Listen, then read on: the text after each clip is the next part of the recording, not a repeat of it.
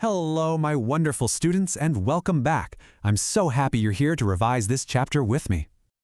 I know.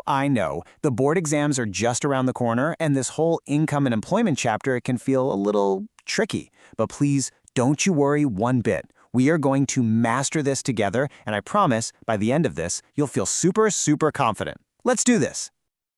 So here's our game plan. First, we'll figure out what this big term aggregate demand actually means. Then, we'll look at its two best friends, consumption and investment. After that, we find the magical equilibrium point, and finally, we'll tackle some exam questions that are absolute favorites of the board. 5 simple steps. That's it! Okay, let's dive right in. Our first stop, aggregate demand. Now, it sounds very heavy and complicated, doesn't it? But really, it's just about one simple question. In the whole country, how much does everyone plan to buy? That's all it is. Aggregate demand, or AD for short, is just the total planned spending.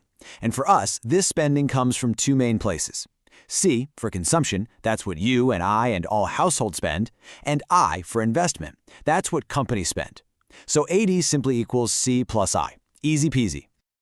Now that word planned is the hero of this chapter. In economics, we have a fancy name for it, ex ante. Just think of the Mitaivala near your house. In the morning, he plans to make 100 lados for the day. That's his ex ante plan. But what if a surprise party order comes in and he actually sells 120? That's ex post. It's what actually happened. For everything we do today, we are only focused on the plan, the ex ante part. All right, so if aggregate demand is C plus I, let's break down the first piece of the puzzle, consumption, or C. This is all about us. How much do we households plan to spend? Okay, now you're going to see an equation, but please don't get scared. It might look like maths, but it's actually telling a very simple story about our spending habits. I promise you, each part is super easy to understand. We'll go through it together. Let's start with that C with a little line on top. We call it C bar.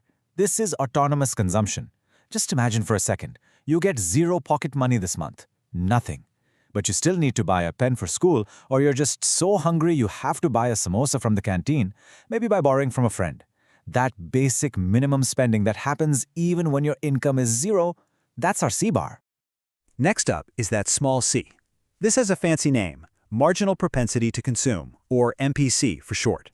You know, it's just a simple way of asking, if you suddenly get some extra money, what fraction of that new money will you spend? It's your tendency, your propensity. Let me give you a simple example. Let's say your dad is super happy with your test marks and gives you an extra 100 rupees. Yay! Out of that 100, you decide to spend 80 rupees on a movie ticket with your friends. So your MPC is simply the part you spent, 80, divided by the extra income you got, 100. So that's 0.8. It's just the fraction of the new money you decided to spend. Simple, right? Now, if you think about this visually, consumption spending never starts at 0, does it? It starts a little bit higher, at our C bar, that's our essential samosa money.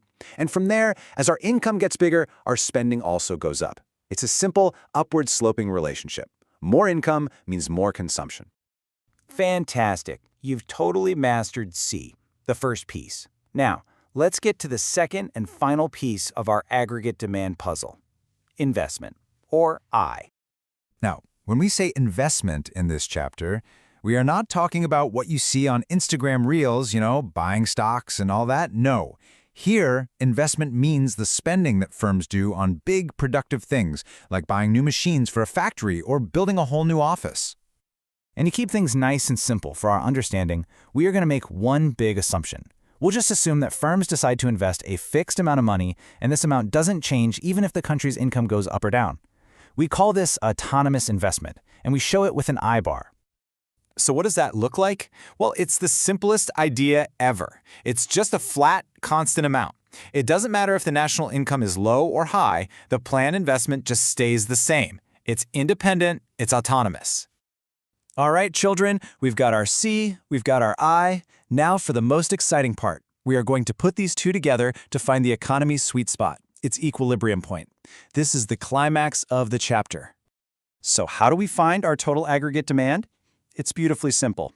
We just take our consumption spending, which you remember goes up as income goes up, and then we just add that fixed flat amount of investment spending right on top of it.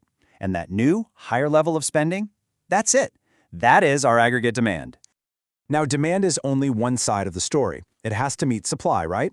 So for aggregate supply, we use a very clever little trick, a special reference line that goes up at a perfect 45-degree angle.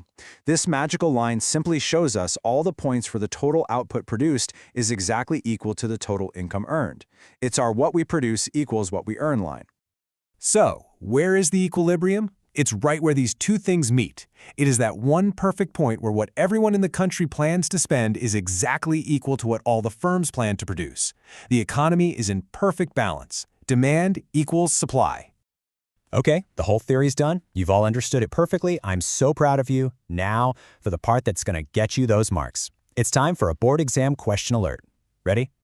First question. And trust me, this is a classic. It comes up so often. What is the relationship between our friend MPC, the marginal propensity to consume, and its brother MPS, the marginal propensity to save? And the answer is just so beautifully simple. MPC plus MPS always equals 1. Just think about it, Beta. If you get 1 extra rupee, there are only 2 things you can possibly do with it. You can either spend it, that's the MPC part, or you can save it. That's the MPS part. There is no third option. So the fraction you spend and the fraction you save must add up to the whole 1 rupee. Okay, next one. This is a thinking question, so let's put our thinking caps on. What happens if the economy is not at equilibrium? What if, for example, everyone plans to spend more than what the firms have planned to produce? Let's think it through, step by step. If people are trying to buy more than what's available, what happens first? Well, the stocks in the shops and warehouses will start to disappear, right? The firm's inventories will fall. Now, this is a huge signal for the producers. They will see their shelves emptying and think, wow, people really want our stuff. So what will they do in the next production cycle? They'll produce more. And as they produce more, the economy slowly and automatically starts moving back towards that equilibrium point. And that brings us to our final thought for today.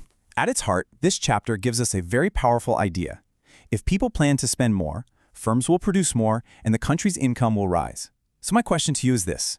Based on everything we just learned, what do you think is the most powerful way to boost our country's economy? Think about it. You have done a wonderful job today, my dear students. Keep revising, stay confident, and all the very, very best for your exams. I know you are all going to do brilliantly.